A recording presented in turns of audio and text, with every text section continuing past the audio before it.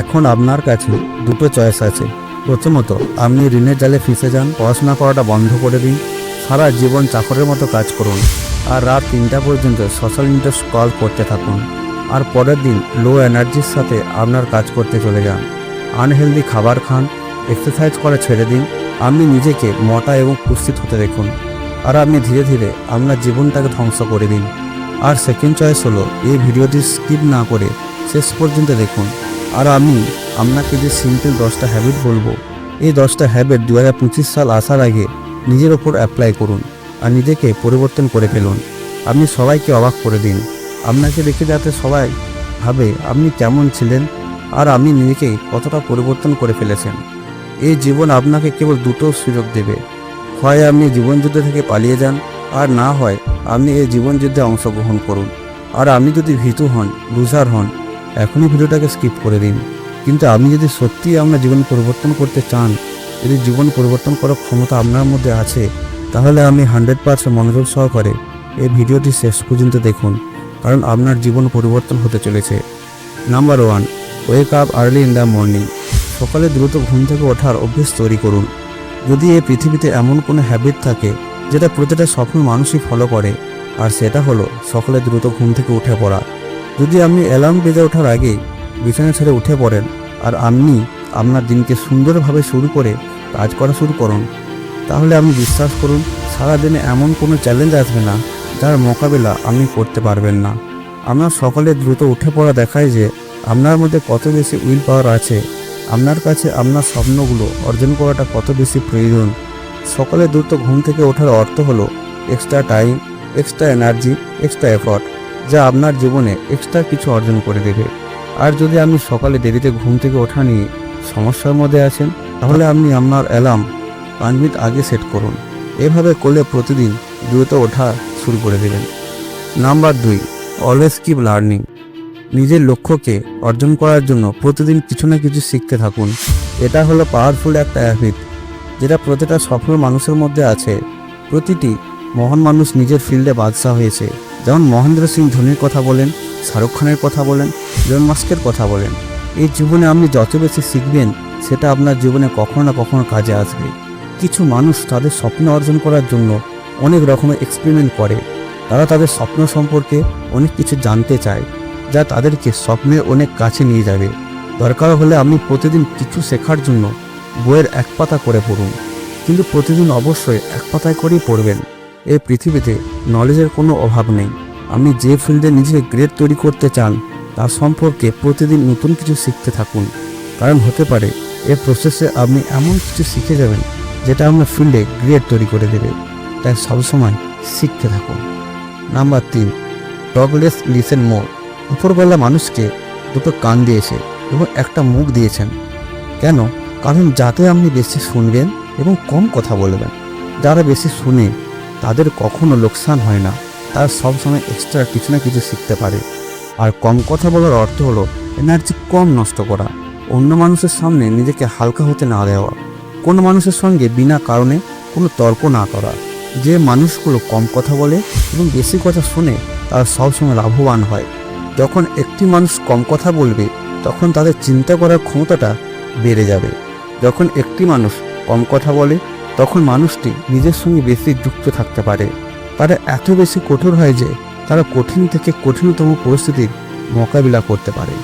এর থেকে সবথেকে বেশি উদাহরণ হলো মহেন্দ্র সিং ধোনি। আপনি কম কথা বলুন এবং বেশি কথা শোনার অভ্যেস তৈরি করুন। Number 4, learn to say no. আমরা কোনো কাঠের পুতুল নই যে সব মানুষের সব কথাতেই ওকে বলে দেবো। আপনি হলেন একটি আলাদা মানুষ, আপনার স্বপ্ন আলাদা, আপনার বিশ্বাস আলাদা, আপনার লক্ষ্য আলাদা, তাই আপনার রাস্তাটাও আলাদাই হবে। আপনার যদি কোনো কিছু পছন্দ না হয়, তাহলে আপনি না বলে দিন। কিছু সময়ের জন্য হয়তো আপনি কিছু মানুষের কাছে খারাপ হবেন, কিন্তু আপনি নিজের কাছে একদম ভালো মানুষ হবেন। Number 5, learn to take calculated risk. এই পৃথিবীতে সবথেকে বড় রিস্ক হলো রিস্ক না নেওয়া। যদি আপনি রিস্ক না নেন, তাহলে আপনি একটি বড় রিস্ক নিচ্ছেন, সেটা হলো আপনার জীবনটা নষ্ট করার। তাই আপনার ভিতর থেকে রিস্কটা বের করে ফেলে দিন। আপনি এটা ভাবা বন্ধ করুন মানুষ কি ভাববে। একটি মানুষের জন্ম থেকে মৃত্যু পর্যন্ত কেবল 3টি জিনিসের প্রয়োজন: খাদ্য, পোশাক ও ঘর। যা কিছু আপনার কাছে আছে তা অতিরিক্ত আছে। আপনি কিছু অর্জন করেন বা না করেন, একদিন মৃত্যুবরণ অবশ্যই করতে হবে। তাই লুজার হয়ে বেঁচে থাকার থেকে বরং বীরযোদ্ধার মতো আমাদেরকে বাঁচতে হবে। Number 6, understand yourself. আপনি নিজের সম্পর্কে কতটা চিন্তা করেন, অতীত সম্পর্কে কতটা ভাবেন, আপনি প্রেজেন্টকে ম্যানেজ করার সম্পর্কে কি ভাবেন।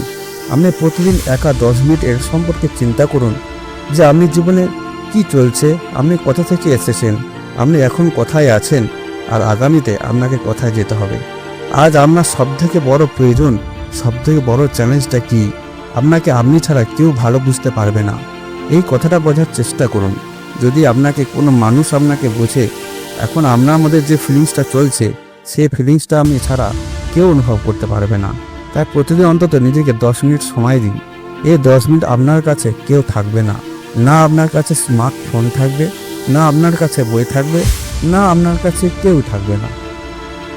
কেবল সেই সময় আপনি থাকবেন এবং আপনার থটস থাকবে।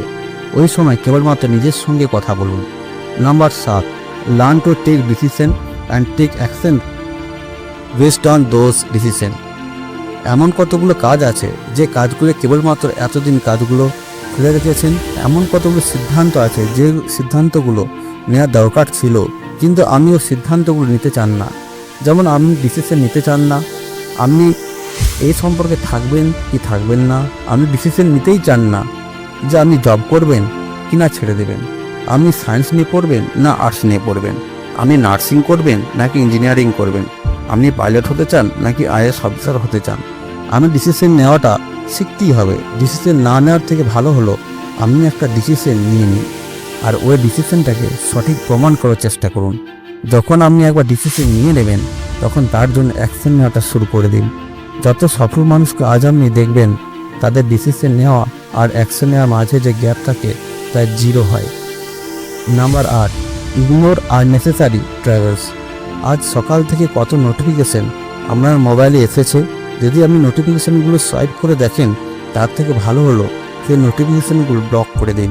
যদি আপনার এই অ্যাপটা প্রয়োজন না হয়, তাহলে আপনি অ্যাপটি আপনার ফোন থেকে আনইনস্টল করে দিন। যদি আপনার কোনো গ্রুপে থাকতে ভালো না লাগে, তাহলে আপনি সেই গ্রুপ থেকে বেরিয়ে আসুন।